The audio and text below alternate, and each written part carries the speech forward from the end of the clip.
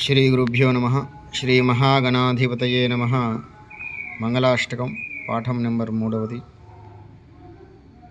स्वान्तर्गर्भित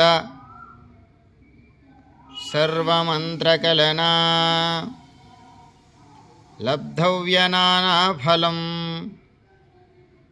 स्मारं स्मारमिह स्मरारि सदनं पंचाक्षरं पावनं यच्छैवाः प्रतरन्ति दुस्तरमः संसारवारां निधिं भूयस्तद्वरमन्त्ररत्नममितं कुर्यात् सदा मङ्गलम्।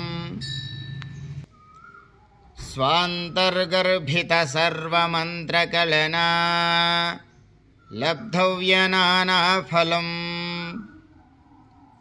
स्मारं स्मारमिह स्मरारि सदनं पंचाक्षरं पावनं